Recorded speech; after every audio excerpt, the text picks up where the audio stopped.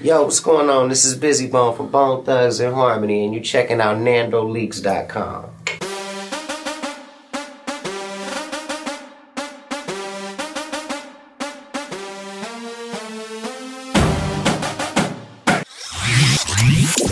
Sitting here with the legendary Bizzy Bone. How you doing? How you doing, man? Nice to meet you, man. Honor is mine. So I came here to Los Angeles, and I heard like you was going to be recording today in the studio, recording new music. So I was like, I got to be there. So first of all, thanks for like having me in the building.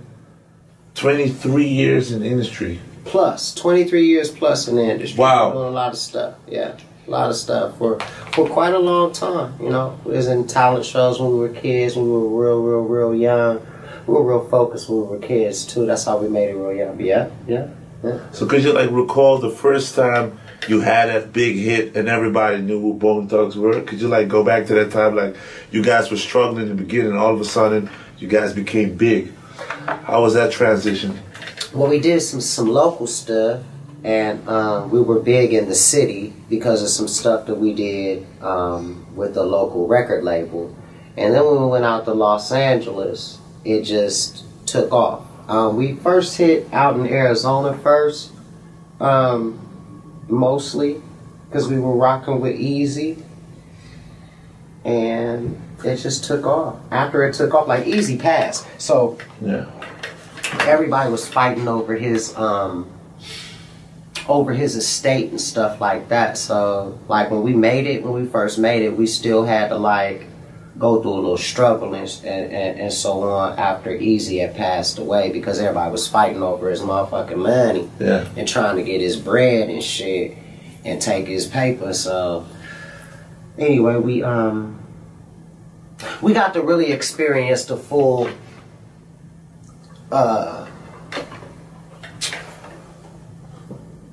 enjoyment of the record, of our success. I probably say after they settled Easy's estate and the record company started running accordingly again. So it took a minute. So it was like we got out of a struggle, went to Eazy-E, made it, he passed, went back to a struggle, and climbed back up. So we're always like in that process of going up and then having to go back down and then having to pick ourselves back up. And you know, people don't know that about Bone Thugs and Harmony, you know. So, but you guys are legendary, because I'm from Amsterdam and I grew up listening to Bone Thugs, and to me it's like crazy to hear you guys like flow that way and do it like so long, and now you're seeing like other people adapting the flow and using. How do you feel about it? About the power and the vibe you guys like delivered?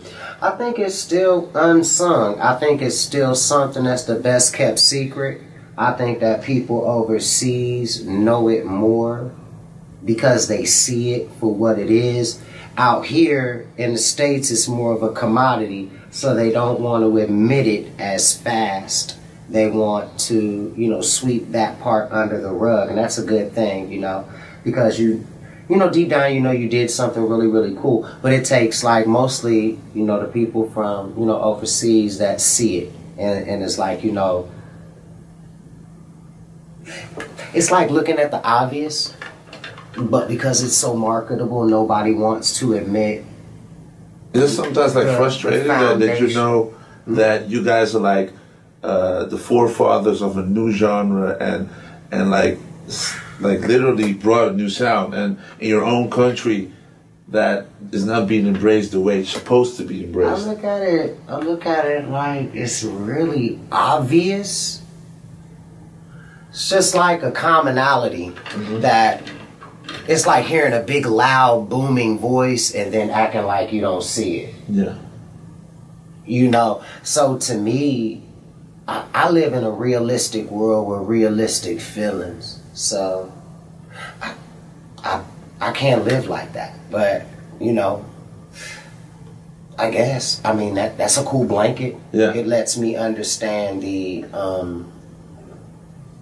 template of what controlling a society could be like with that underscore of it being so out there but really not said, but people from overseas are like, why aren't they like acknowledging and seeing what everyone's doing with, and so on and so forth. So it's crazy, but one of the things that there are certain records that stay with me, whatever stay with me forever. The song y'all did with Notorious B.I.G. Oh yeah.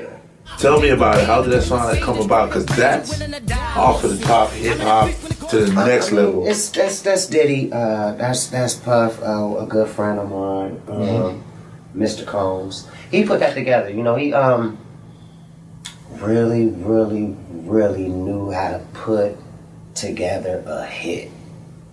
Yeah. He just knew. And I think he still knows how to do it.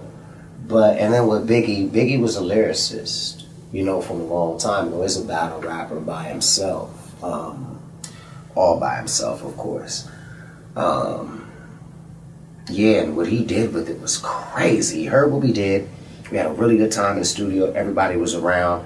It was right after Pac had passed away, so there was a vibe and there was an energy of... And then right after that, he went to them awards and got killed. So... It's crazy. Yeah, that whole movement was crazy. And you guys also work with Pac, because on the album Art of War, you got a song Thug Love, and like the drums go like click, click, boom, boom. That song, legendary. Always. Were you guys in the studio with Pac recording that song? Could you tell us about how that vibe was and how it came about? Just Tupac. It was just who he was. He had Death Row with him. He had all those people. He had Yak and Gaddafi and Yaki Gaddafi is what they called him. Just all of the outlaws were there. It was good. It was a great experience. It was good to spend time with the fella. It was good to tell him, you know, hey, if you ever need somewhere to hide, I got you. Yeah. You know, so on and so forth. It was one of those opportunities that you don't let pass you by. Other people do, because they can't speak and they can't formulate words. You know what I'm saying? To somebody of that stature, they can only, you know. Were you impressed in the studio? Go with the flow. Because he has Pac was the first guy that I ever seen go in there and just go really fast with his lyrics. He would go in there, he rocked, and he was done. Never seen nobody work that fast before in my life. I'm like, damn, that's what's up. I'm like, he is getting work done. He is moving on. He ain't got time to play. Yeah. And like 23 years in front, like we're now in 2017, you're working on new music. Yeah. Tell us a little bit about it. Like, is that with the whole Bone Talks? Are you working with new producers? There's a Dutch producer you're also working with. Yeah. The whole thing. It's just progressing with music and enjoying music. It's like, with the internet age, you're going to get a lot of the stuff that you did, and it's going to float around, and people are going to see your legacy and so on, or what you did. But with particular projects like this, we just get an opportunity to like settle down, focus. Hey, this is what we're trying to do. We want to make sure our sound is implemented, you know, with people. We've been on the road for like 4.5, 5 years, planning on this and grinding it out and going overseas and so on and so forth. So it's just time, you know, to come out with a new project. And, you know, Kray and myself, we're like the leaders of the band in certain aspects of people's minds, and they always wanted to see us do something together. So it's just befitting, you know, that we do this, and, you know, the fellas are supporting us. They want us to do what we're doing, and, you know, everybody's got that old flavor back in, you know, everybody, you know, got that spark. So is it hard to keep the flame alive so long? I mean, no, not for me personally, you know. And the rest of my fellas, they just are what they are, you know. I mean, we come from the streets and stuff like that, and guns and street stuff, you know.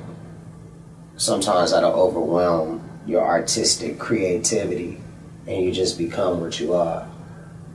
You know what I mean? Well, sometimes it's hard for artists to become successful and leave that street thing back. When you get to be our age, and you just become what you are. If you're a shooter, you're a shooter. If you're a seller, you're a seller. Yeah. If you're a buyer, you're a buyer. And that's just really, really what it is. Like, as you get older and stuff like that, you can't avoid or abandon that. You know what I mean? Because it's who you are. And it's just what you are. And that's what we are as a band. The NandoLeaks. The NandoLeaks. Yo, this is Scott Storch. Yo, check out my man NandoLeaks.com. Check it out for new music.